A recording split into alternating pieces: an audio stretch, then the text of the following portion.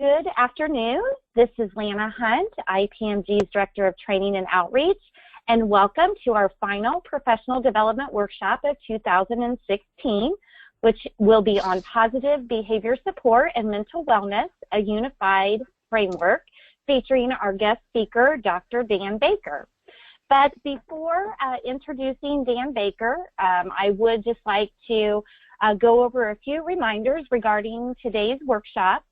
This training has been approved for one Advocare external training credit for case managers. And in order to receive an attendance certificate, you must be logged in for the duration of the training. So from the time Dr. Baker starts until the time his presentation ends, excluding the question and answer portion. Case managers should submit the confirmation of attendance email, which will be sent to you from public relations at go2ipmg.com. per the Advocare instructions to receive your credit. We will be sending this out within 2 business days, so most likely by Monday. But if for some reason after 2 business days you have not received that email and you feel as though you should have, please contact IPMG's customer service at the email listed on the screen.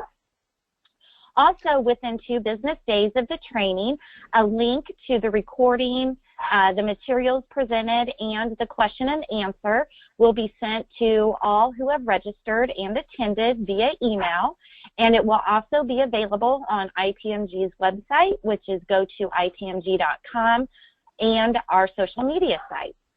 We always welcome and appreciate your feedback, and a survey regarding the workshop will launch immediately after the PDW has ended. Would just like to take a minute to let you know that although we will not be having a workshop in December, we are excited to announce that Diane Buss, IPMG's Medicaid and Intake Manager, will be providing the first professional development workshop of 2017 on Medicaid eligibility, understanding the essentials. That will be scheduled from 11:30 a.m. Eastern Time and 12:30 p.m. Central Time, again on Friday, January 20th. And registration for that workshop will begin sometime next week. So you should be able to register for that within the next week. It is now my pleasure to introduce Dr. Dan Baker. Dr. Baker serves as the internal reviewer and positive support lead with the Minnesota Department of Human Services through the Jensen Olmsted Quality Assurance and Compliance Office. He also provides clinical supervision for the Successful Life Project and is a part of the Disability Services Division Community Capacity Building team. Additionally, Dr. Baker is involved with the design, development, and monitoring of treatment programs to align with the positive supports and a person-centered culture. Dr. Baker's clinical focus is on positive behavior support, models of community and educational support, transition services, and mental health services for persons with disabilities. Previously, Dr. Baker was an associate professor of pediatrics at the Boggs Center on Developmental Disabilities at the Rutgers University Robert Wood Johnson Medical School. We're very thrilled to have Dr. Dan Baker joining us today, and with that, I will turn the presentation over to him. Thank you so much. I appreciate that. Now you're the presenter. I click show my screen. I go to slideshow from the beginning, and now everybody should see that slide if I did that correctly. I hope that worked. You did it. Yes, it did. We are good to go. All right. Thank you, everybody. I'm so happy to have the chance to chat with all of you today. I'm really pumped because I get to speak about my favorite topic in the world, which is positive behavior support and building in a mental wellness framework, putting it all together to think about how we properly support people. Thank you for the invitation to come chat, and thank you also for my colleagues who set this up for teaching me how to do this properly. That's great. So anytime I start off talking about positive behavior support, I always begin with the following idea. People are people, whether you have a disability or not, whether you have autism spectrum disorder or not, fetal alcohol spectrum syndrome disorder or not. We're all people, and we all have the same ways that we cope with the world, and we also have the same problems and challenges we have to cope with. Now, this is a problem for all people, but for people who have intellectual or developmental disabilities, it's a problem even more. We know that problem behaviors are the #1 cause of community difficulty for people with IDD. And I hope it's okay if I just say IDD, standing for intellectual or developmental disabilities. Every state kind of has their own lingo, and there are so many different terms around. I hope that's okay with folks, but I'll go ahead and use that. Now, I also like to think about this. I love brain teasers, so let me give you one. You get a request from your boss, but you don't quite understand the request. And then your boss zooms off after making that request. We've all probably been there. My boss is on the other side of a wall, and she can hear through the wall, but I know she's not in her office right now, so I can say this. It's happened to all of us. We would all agree that that's a stressful, difficult thing, especially if your boss is somebody who might intimidate you a bit. Somebody who's sort of, you want to look good, but sometimes you feel like you don't. In that stressful situation, I ask all of you to think for a moment. What are the good things to do? What might you do that's helpful and positive? Well, maybe you could ask your boss for clarification. But if he or she has already zoomed off and isn't around, you can wait till next time you can ask. Maybe you can send an email or a text message. You can make a phone call. You can ask a coworker. When a typical person finds himself in a stressful situation like this, we can usually do okay. Now let's think of the bad things. What might you do that's bad? Well, you could start bad-mouthing your supervisor. You could start gossiping. You could start spouting off like that. Maybe you could just storm out and say, well, you give me this, but don't tell me what it is. I'm just going to go do something else. Or maybe you'll quit in a huff. Or maybe you'll get so stressed and upset you'll break something. These are all the problem behaviors in life. And we know that typical people engage in problem behaviors some. We also know from all the research, people with intellectual or developmental disabilities engage in challenging behaviors more. Why is that? One of the things I would argue is your typical people, you or I or most folks, we have the skills needed to do the good things instead of the bad things. So think for a moment. What are those skills you need to do the good things instead of the bad things? Well, you need to be able to communicate. And it's not just easy for me to, of course, when I say the word communicate, I trip over my words. Not just communicating when it's easy, but communicating hard things that are difficult to say, such as, I don't quite understand. I don't get it. What did you mean? And communicate well when you are stressed. Communicate well when you're nervous. You also need to know how to properly frame that, not just communicate, but how to communicate it in the right manner. I'm sorry, boss, I didn't quite understand and I don't want to get it wrong. Could you walk that through again with me? Or maybe you could ask a coworker. But that only works if you have coworkers who like you and will help you out. Also, you need the skill of managing that stress, keeping it in perspective. You know I'm stressed right now, but I'm not just going to storm off. I'm not going to quit. I'm going to see this through. And that is only something you can do if you feel like you can make positive change in your life. Only if you feel like you can be successful in this. Why else don't you just storm off? Because you might get fired. Why shouldn't you get fired? Well, then you won't get any pay. So we can go through, we could spend the rest of this time listing all the skills that are needed in life. But in interest of time, let's just keep going and start with that little list we just had. So now make it real.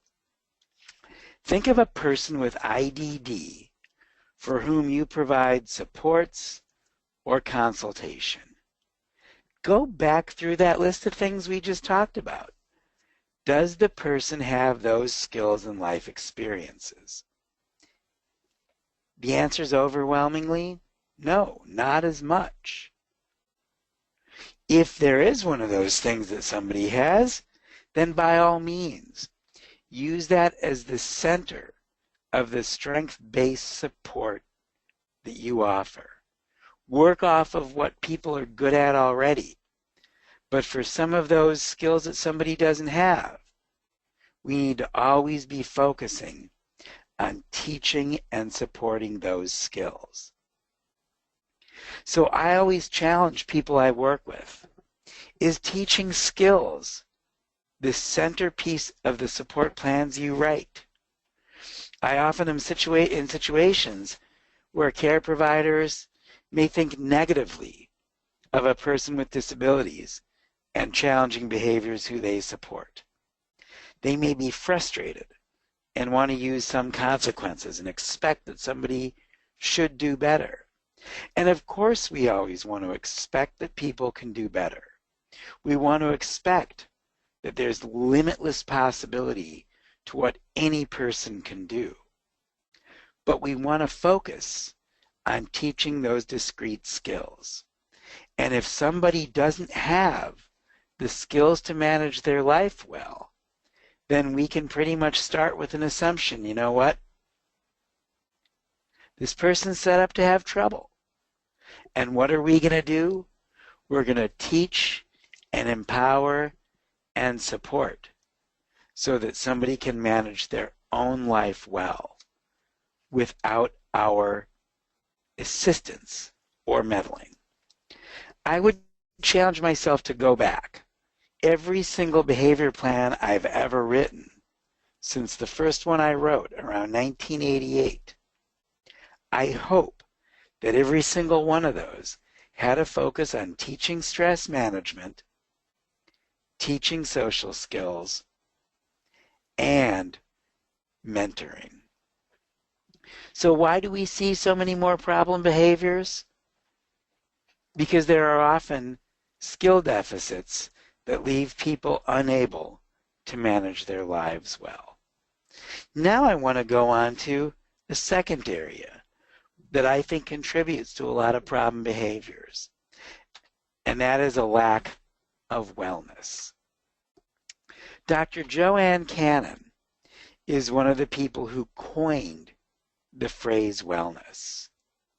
She lists 15 factors related to wellness, and these are all research and evidence-based.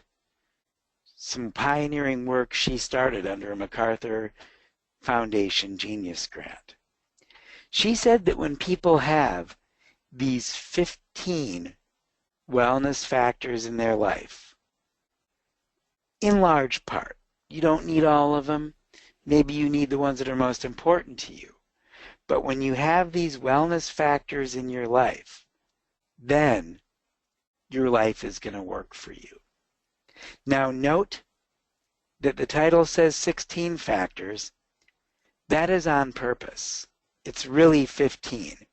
The reason I leave that in is to highlight the fact that everybody has skill deficits.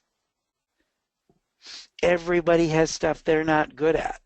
We all have to figure out how to work our way around that. I also do have to give you the plug please purchase the full wellness appraisal entitled What is Right with Your Life from Dr. Cannon at the website below. I will also tell you a couple days ago when I checked the website was down. I don't know if something is going on with their server or whatever. It is also available at Amazon.com. Whoops, sorry. But hopefully by the time that you'll get around to ordering that, her website will be back up. It was down a couple days ago. So, the story I like to give with this is I saw Dr. Cannon speak about wellness. And shortly thereafter, I was asked to consult on a situation where there were so many different things that were wrong, I didn't know where to start. Lots of challenging behavior, lots of significant trouble. And I stopped and thought to myself, what would Dr. Cannon do? And I got out her wellness appraisal, and I started using it with the people I was asked to consult with. And ever since then, I've tried to use this as a cornerstone of my intake assessments. What are the wellness factors that people have? And can we look at working off of those, either as points of strength or as areas in which we can offer more support? What I do is I simply have a 1 to 3 scale. 1 means low, 3 means high. How's the person doing in each of these areas? And I do need to note that in the full appraisal from Dr. Cannon, there's about 10 to 15 sub-questions in each of these areas. And I try to figure out how those can be addressed. And of course, note that in the left column, item number 5, coping with stress, that's something I've focused on my entire career. And I'll talk about that on the next slide in one moment. But I really want to encourage you to think about this. And if you are one of those folks who says, I only do evidence-based stuff, once again, Dr. Cannon based her scale on over 600 interviews she did. And then she performed a complex statistical analysis to identify these 15 factors. Now, think of this for yourself. You've probably got one or more of these where you might score yourself pretty low. How about time and space alone? I'm probably not the only one on this call who's got a kid. You get a lot of time and space alone infringed upon by your kiddo, but we make that decision. Experienced creativity. How many of us get to do enough creative stuff? Spirit awareness. How often do you have a workshop on proper supports that somebody mentions spirit awareness? Dr. Cannon very carefully does not define that as being a religion or necessarily a religious perspective. She defines it as an understanding that there is something more in the world beyond day-to-day existence. So these are all such critical areas for folks. And when people are having a lot of challenging behaviors, I often see that their wellness is not a strength in their life. And in my clinical supports, I try to have people focus on that wellness and say, what can we do about that? Contact with nature can be as simple as stopping by a park, looking for animals, or having a plant that you take care of. The neat thing with the wellness interventions is that a single area, a single thing you do, can touch upon so many of these. I have worked with many people with disabilities to help garden, grow some plants. How often do we think about that type of stuff in behavior support? If you think about it, my hat's off to you. I think more and more people who are working in behavior support are considering wellness. And by the way, I do consider myself an applied behavior analyst, and I think this fits in perfectly under the category of contextual variables. Time and space alone. I'll mention that again. Many of us with kids or families don't have enough time or space alone, but we recognize that by having a family, maybe we're going to have less of that. We often make choices. But if I were to decide I need a little more time and space alone, I could probably negotiate with my family for a bit more, right? We can probably say, hey, I just need a few minutes of quiet. Do the people we support have the opportunity to negotiate? Or do they even have the skills to properly negotiate? We may need to support that too. It's all around building self-advocacy and trying to become more person-centered, but while we're at it, also teaching skills for independence. Now, I mentioned that relaxation has always been, and stress management has always been such a big part of what I try to do in my clinical practice, and then I saw Dr. Cannon considered that too. So let me just say a bit about relaxation. Here are some of the things that I have done that have worked. I often start off with breathing meditation or relaxation. Some people have a negative response to meditation. I do not consider that at all a religious practice. It's something that any of us can do.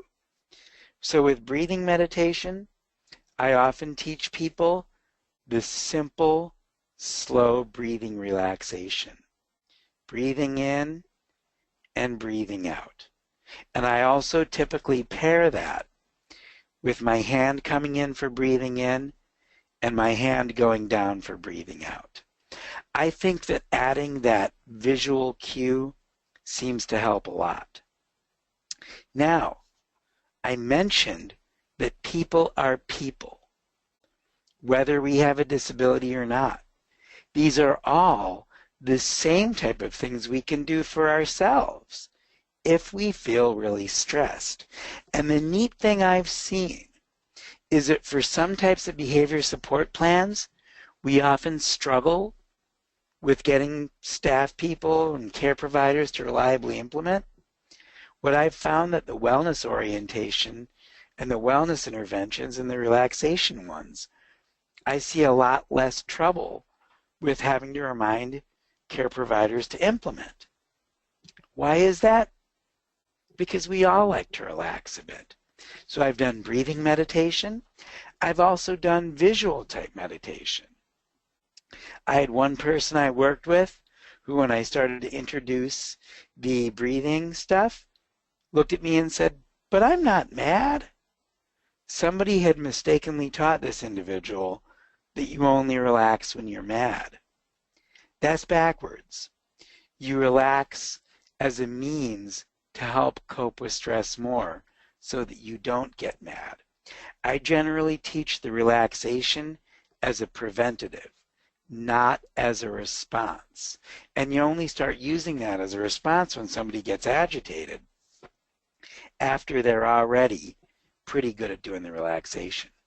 So this one person said, "I'm not mad." And I said, "Oh, I didn't think you were." But then I knew that the breathing wasn't going to work. I noticed on this person's wall they had a poster of a cat. So we did a visual meditation with the poster of the cat, and we talked about all the things that this person loved about cats. And we built almost a little bit of a 15-minute relaxation ritual with talking about the cat and saying how much we love the soft ears and the scratchy back, and can you hear the cat purring, and the soft tummy. So we built in this really neat meditation and relaxation based on their poster of the cat, using all the visual stuff. I've also used digital video of waterfalls. People love waterfalls because there's just such chaos going on in the waterfall. And when you watch it, it's always constantly moving. And for many people, that's calming. With people who have autism spectrum disorder, who have a lot of excess energy, I use long walks, power walks, if you will, where you essentially are modeling breathing relaxation, breathing meditation during the walking time. So long walks, and if somebody has trouble with walks and they may kind of bolt off, I've done this in you sort of running tracks at high school gyms with high school students, of course, or any other enclosed track or circuit or something like that where it's more difficult to bolt off. Aquatics for people with physical disabilities, incredibly relaxing.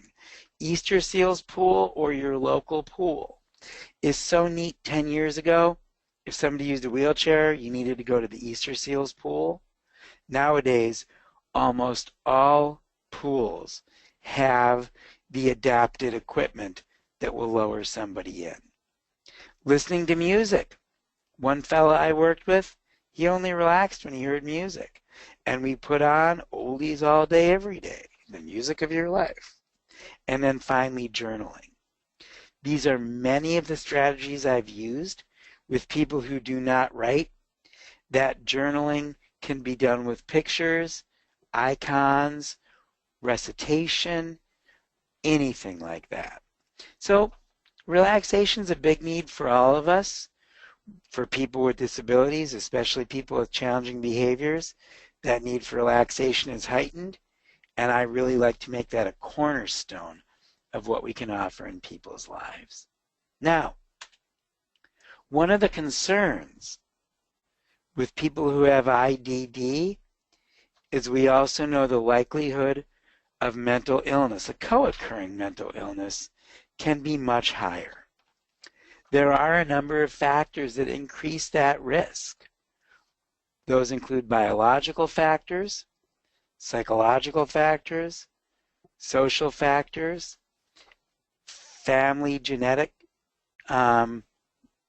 predispositions, but then the one we often forget, which is that if somebody has poor coping skills, maybe their coping skills are challenged by disability because it's hard to learn to relax, it's hard to learn how to handle stuff better, that also can be a tremendous risk factor. So when I talk about mental wellness interventions, especially for younger people, please consider that those interventions may be helping to reduce the likelihood of developing a mental illness at a later age, particularly post-traumatic stress and a generalized anxiety disorder. So, those of us who work in the field are often asked this question. I'm seeing this pattern of behavior. Maybe I'm seeing some aggression, some running away, stuff like that. Dan, what is it? Is that behavior, which may be a result of the IDD, or is that mental illness? Maybe it's either, maybe it's neither, or maybe it's both. If you ever want to have a little fun at a work party, just ask this question. Say, do you think somebody with an autism spectrum disorder can also have obsessive compulsive disorder? Because many of those symptoms are the same. And then you have to ask yourself, which one is it? Either, neither, or both. And then, when we add in the challenging behavior, then things might get even more difficult. Is this a learned behavior? Is this related to the intellectual or developmental disability? Perhaps due to some social emotional maturity developing at later ages? Or is this a psychiatric diagnosis? Why is this question so relevant? Why does it get asked so much? Because it dictates what we do as an intervention. How do we respond? If it's purely challenging behavior, which may be best understood from a behavior analytic framework, then by all means, you're going to be using more of a behavioral response. If this is a symptom of a psychiatric disorder, You may be using a behavioral response, or you may be using a mental health intervention, particularly in the area of people who have post-traumatic stress disorder. This is important to discern because the intervention you may use from a behavioral framework may actually make things worse if it is post-traumatic stress disorder. And if it's a symptom of a developmental disability and is related to maturity, then you may use more of a developmental type approach. So it's important to figure out what is the nature of the challenging behavior. What is the nature of what you're seeing? What might be causing it? And if that's a difficulty for you, don't worry, because in the next 2 slides, I'll be giving some tips there. We know, 3 slides actually, sorry. We know that one of the keys to good support for people is integrating our behavior plans with an understanding of mental illness if it's present. One of the things I would argue is we build it all in together. We do a competent functional behavior assessment, and in that behavior assessment, we recognize that the mental illness can be considered a setting event, or if you like really good behavioral language, an establishing operation. That mental health challenge might be something that makes the behavior more or less likely at a later time. It does so by changing the availability of reinforcers or changing the importance of what's going on. A mental health disorder may make a behavior more or less likely because it could reduce the ability to tolerate and cope with other challenges.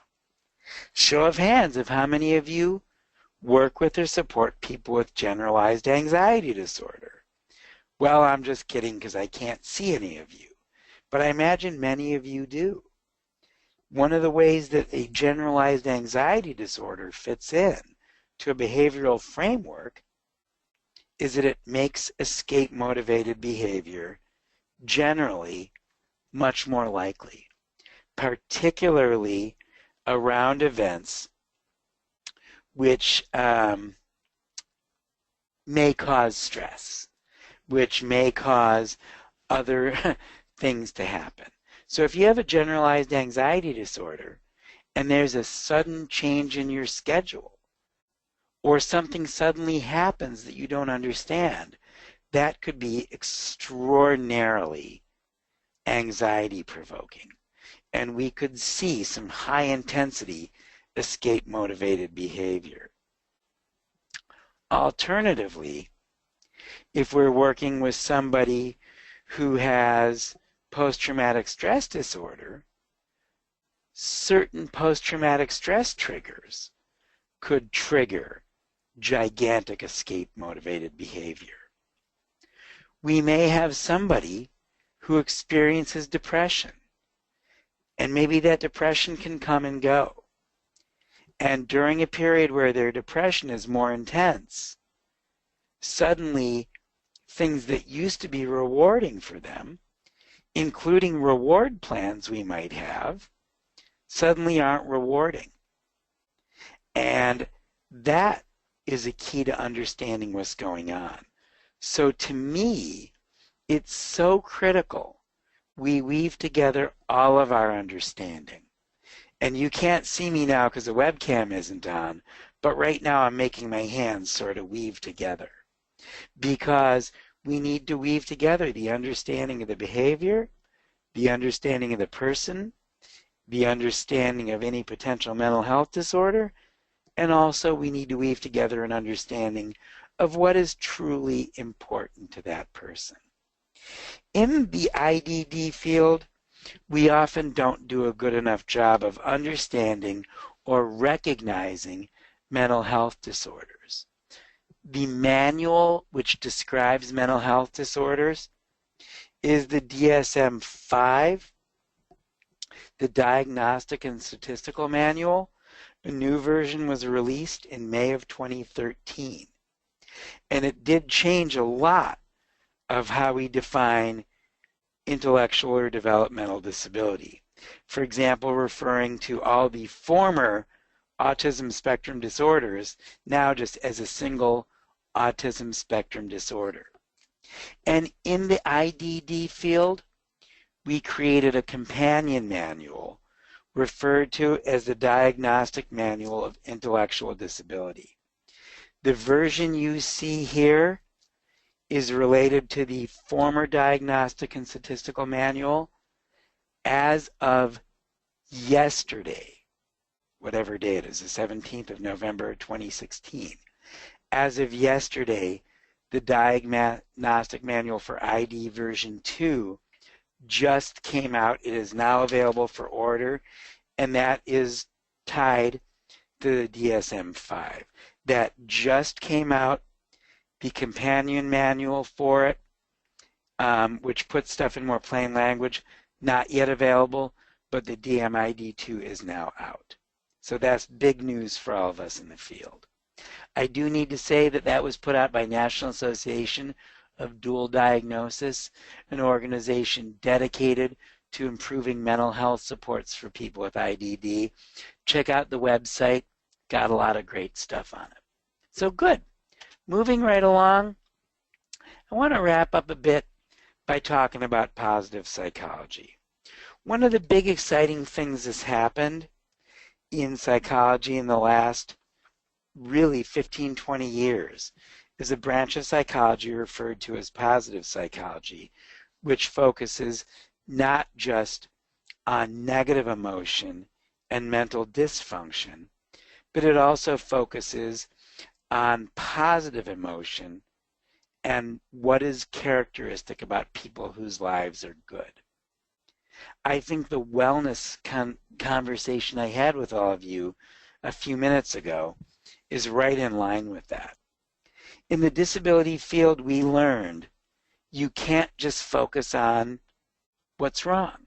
We've always got to focus on strengths and positive experiences and creating good lives for folks, supporting people to have a high quality life anybody else would want. Positive psychology has gone in that direction to a very significant degree. I accidentally have my slides out of order. I apologize. I'll go back to that prior slide in a moment. In positive psychology, a classic article from 2005, and you'll see the link to it on my last slide in a moment.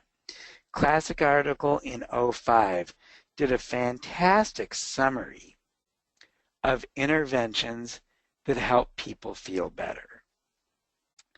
They are gratitude visits, identifying good things in your life and why they are happening, figuring out when you are at your best, figuring out what your biggest strengths are, and then figuring out new ways to use your signature strengths. This is, I give you the full citation on the last slide. You can certainly look that up, and it is all online, available for free with descriptions of these different interventions. So around 2006, I read this article, and I started trying to figure out how to make this work for people with IDD. Now, we often do need to adapt mental health or other kind of interventions for people with ID, and I always refer to these 4 different ways that we can adapt interventions. You can slow down the speed of the intervention. So, for example, if I'm working with somebody and trying to help them understand when they're at their best, I can certainly slow that down and increase the number of times I talk about that. We know that people with IDD, we have to teach differently. And a lot of times that comes around giving more examples and giving people more time to process, but also critically reducing the abstraction and the complexity of the tasks. So when I'm trying to help a person with IDD figure out when they're at their best, a lot of times what I'll do is I'll take pictures or digital video of them doing things. And I'll help them figure out for themselves when they feel like they're happiest and doing the coolest stuff. What are their key strengths? And if I give people reminders by using pictures or digital video, that can often work much more simply. So those are some key strategies about how to help get some of the positive psychology interventions in place. I want to leave you with a couple thoughts before I'll share the references now. And organizers, please feel free to share these slides with everybody or make them available so folks don't have to be quickly taking a picture of this slide or trying to write as quickly as they can. But for the positive psychology, that first reference there is a book chapter I wrote with my colleague Rick Blumberg, where we really go into great detail about the nature of positive psych interventions and how those can be done easily for people with intellectual or developmental disabilities. The third slide, the third reference down there, Duckworth, Steen, and Seligman, that's the review article I told you about, where they go into great detail on those 5 different positive psych interventions. I think that's really critical too. I want to leave you with a couple final thoughts before we go to questions. I hope that a lot of you work in the area of employment. There's this classic quote from Supported Employment for People with Disabilities, which goes like this: nobody ever got a job because of what they can't do. People get jobs because of what they can do. I love that.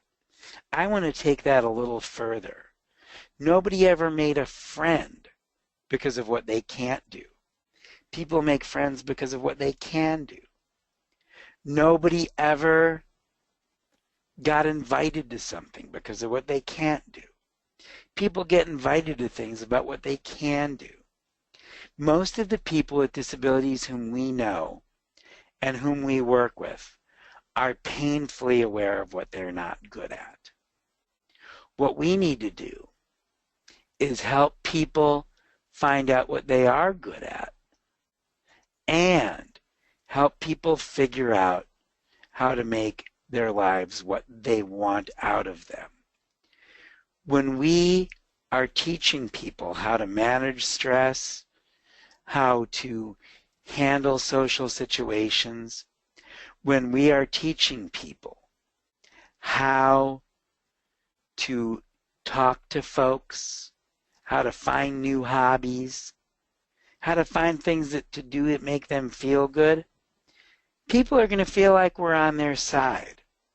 It's not that we're trying to help somebody brush their teeth for the 15th year in a row. We need to think about ourselves as mentors and coaches so that people feel like we are on their side. I'm not saying you don't still teach toothbrushing. I'm not saying you don't still focus on some of those other things. But we want people to feel like learning things is a good deal. It's fun, and their lives will be better off for that. We want to find out what dreams people have and say, I can help you go in that direction.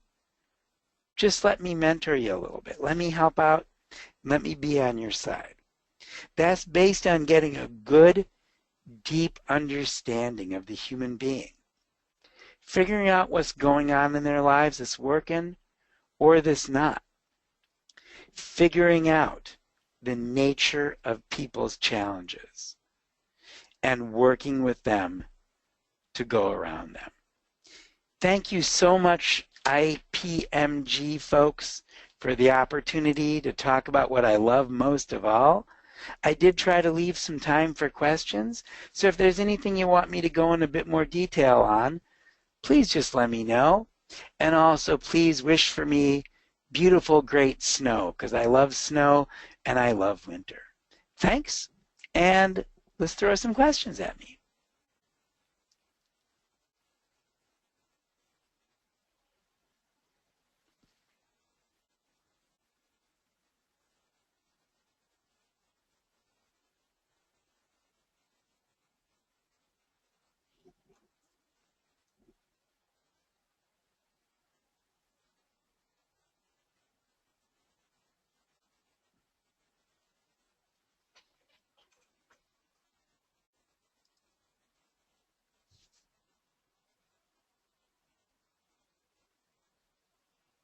Are there any questions?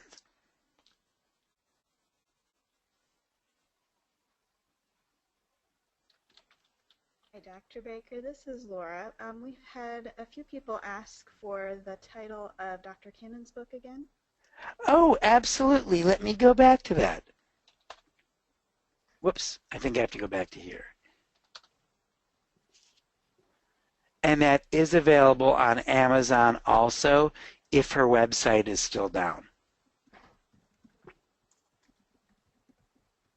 Okay, great.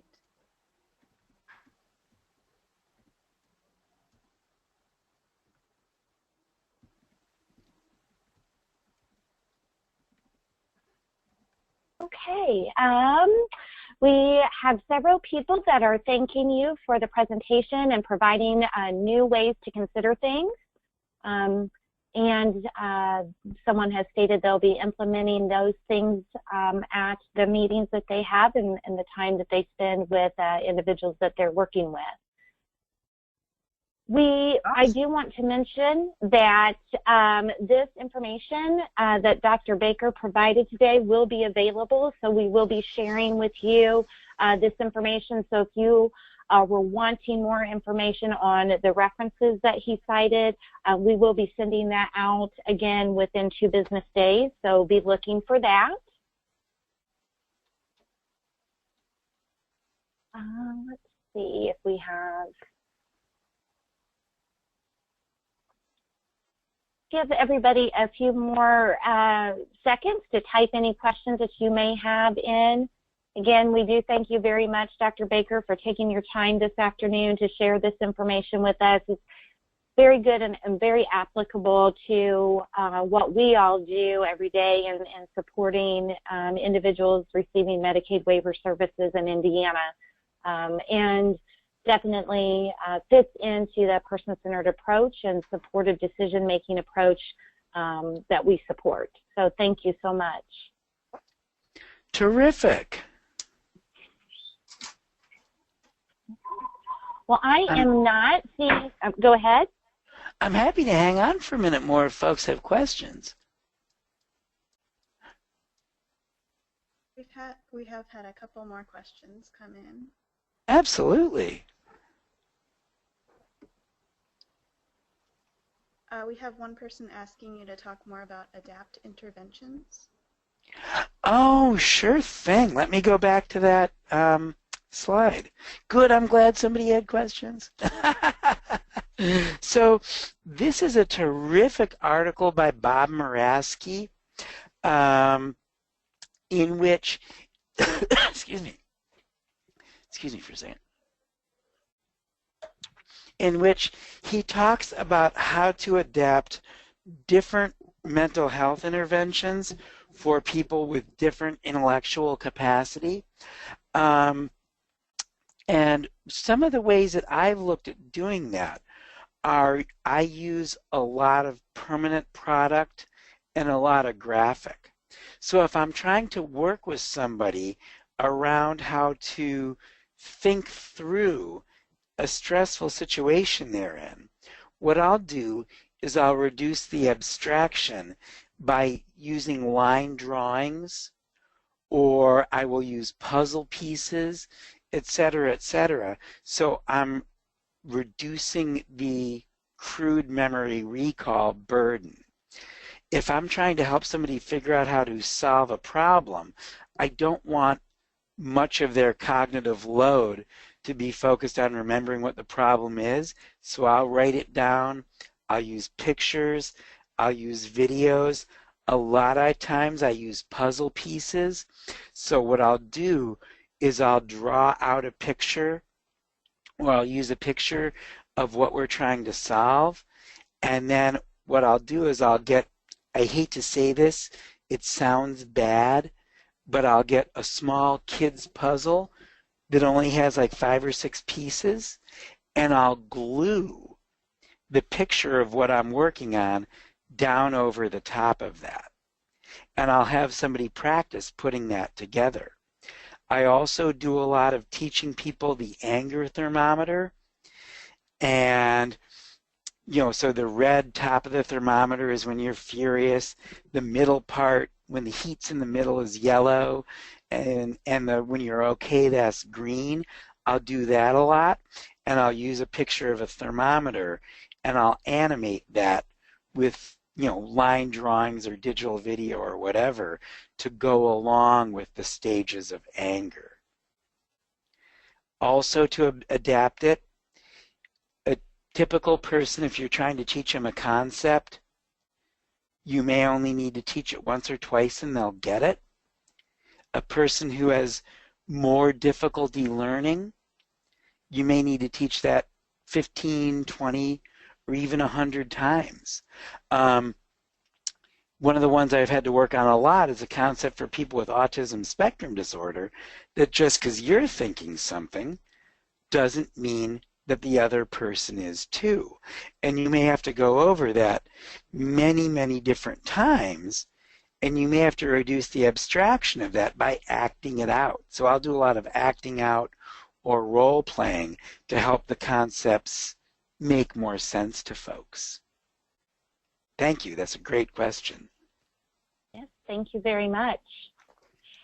We do have a question asking what you have found to be the most challenging when addressing the wellness portion. So if there was anything that you found to be more common or challenging with wellness. Oh, by all means. Yeah, so I went back to the wellness stuff. Yeah, coping with stress is so hard. It really is. It's hard for typical people. It's extra hard for people with intellectual or developmental disabilities. That one is difficult. Optimism, oh my goodness. Many people without disabilities do not identify themselves as being optimistic. And we know that when people do feel optimistic, their mental wellness is better. So I have had to teach so many people with disabilities how to look forward to stuff. So when I'm teaching optimism, I don't try to teach it as this big abstract concept. I try to teach it as, even if you're bummed today, there will be good stuff happening. So I often take a calendar. Written is better than, a written just straightforward one on the fridge is best. And I put something on the calendar I know that the person's looking forward to. Let's say on Saturday you're going to see your mom. And I teach the person over and over, how do you look forward to seeing your mom on Saturday? So you may be stressed now because you're at work. You may be stressed because you're stuck in traffic. You may be mad at your housemate or your coworker. But you know what? On Saturday, you'll see your mom and everything's going to be okay. Or your favorite TV show, or you'll be playing your favorite video game later. So I try to take really microscopic small things, and I teach somebody how to look forward to that. That is probably somebody who really does positive psychology well would look down on me and say, oh, that's like so reductionistic, and I'll say, yeah, but it works. It works for people. The other one I want to hammer on is rest and sleep. A lot of Americans have insomnia. We did a study in the state of Oregon, and over 78% of people in residential care, group homes in Oregon, passed the primary insomnia criteria. So there is so much insomnia among people with disabilities. How many of you have insomnia? Oh, every hand goes up at time to time. And we can do stuff to help ourselves sleep better. I sleep with a little white noise machine because I get woken up very easily. And that's something I do to help myself sleep better. I also try to teach myself how to fall back asleep doing your John Kabat-Zinn body scan stuff. So I've tried to teach that to folks with disabilities. I've not had a lot of success. I wish I was better at it. It's very difficult to do. So I've had to work with people, you know, when you get up in the middle of the night, how do you close your eyes and go back to sleep? How do you stop thinking about stuff? And that is something I've struggled with. That's one is harder. Thank you. Really good question. Thank you for that. Yes, it was, and I think that just shows, you know, the connection that we all have to wellness. What you were just saying, I was thinking about that myself in regards to optimism, and thinking about something maybe I don't like to do later on, I will be doing something I enjoy. So thank you very much for that. We do have time for a few more questions, so if you're thinking of any, please go ahead and type them in. We do have a question asking if you have found that direct support caregivers have issues with implementing positive supports, possibly because it may take more time to do things proactively than maybe in more of a reactive mode. Yes, and it does take more time. I am generally looking for, and I'll go back to the second slide in a moment, I am generally looking for the big splashy impact of doing something quickly and making things work better quickly. Teaching that coping with stress can take a while. Some of the other wellness interventions can be faster. I would also always tie it back to this slide here. Do people have the skills they need in life?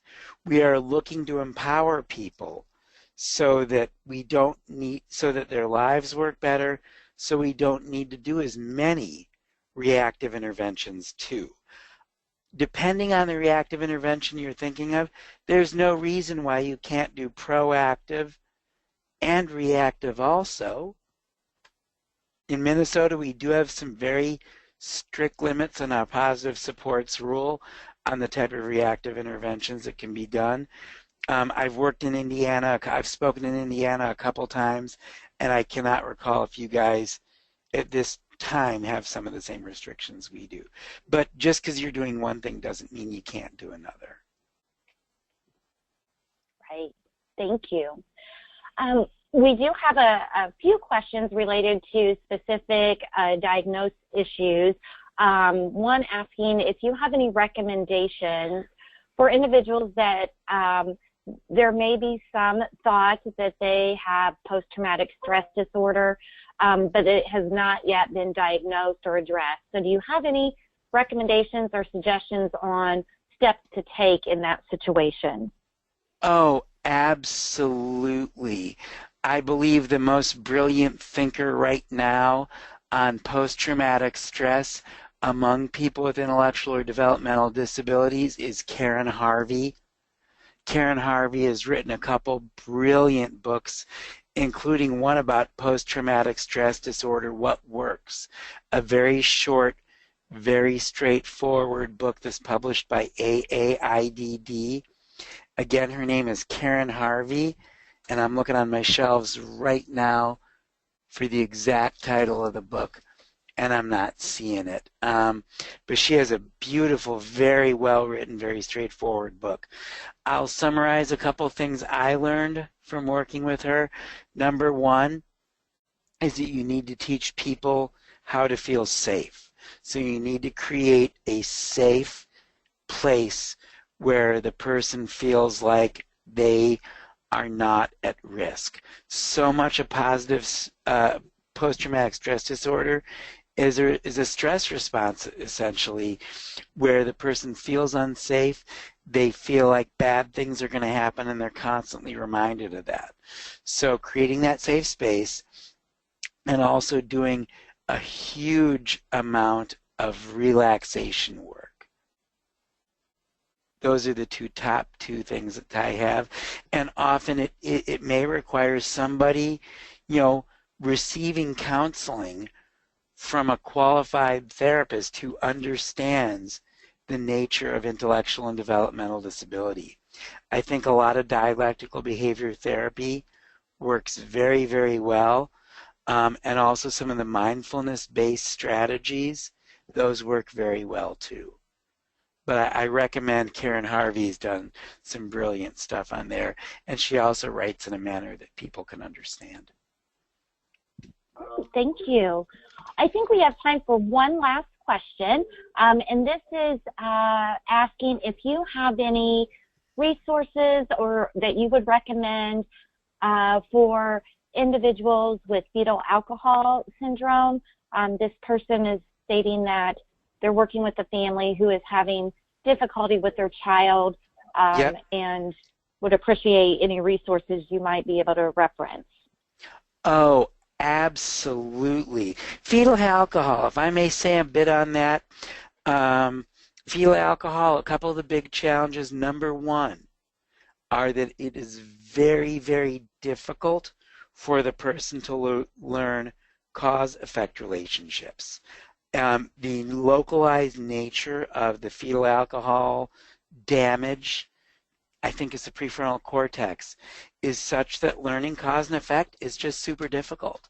So a lot of your more traditional ABA interventions are not likely to work. They just are not as likely to work. And that is just a challenge. It is just so difficult. Second thing is that people with fetal alcohol often get extremely overwhelmed when they have a lot of sensory input. So it is often necessary to reduce the amount of the sensory load of the settings where they are and make them a little more Spartan, a little tidier and such, and especially in any time where you're trying to teach, to reduce the amount of noise, background visual stuff, etc., etc. Those are two of the big tips I have, and the fact that it's so difficult to learn cause-effect relationship means you do have to focus more on preventative as opposed to reactive type interventions. Stuff like token economies often just doesn't make a difference. A person doesn't get it, no matter how intense you make the reward. So you really often do have to focus on preventative and teaching strategies which don't use cause-effect. By the way, while I was chatting, I did find Karen's book. The book is entitled Trauma-Informed Behavioral Interventions, What Works and What Doesn't. Let me say that again. Trauma-Informed Behavioral Interventions, What Works and What Doesn't. Just some dynamite work she's done. Thank you. And when we post the resources and materials, that will also include the question and answer. So that information will be included in that, in the answers that Dr. Baker has shared with us. I do believe that is all the time that we have today. But again, I would like to thank Dr. Baker for taking the time to share this information with us. It was very good, and I know that many people will be able to use this and look at the resources that you've shared with us. And I would also like to thank all of you that have joined us today and that have participated in our professional development workshops in 2016. I hope that you have found them to be informative and have provided good information to you. We will start again in January with Diane Buff, our Medicaid and intake specialist, who will share information about Medicaid eligibility. And I know that is always, Diane has a wealth of information related to sometimes that very tricky program to understand. So we hope that you'll join us again in January. Thank you all again. I wish you a great weekend and a happy holiday season. Thank you very much. Thank you.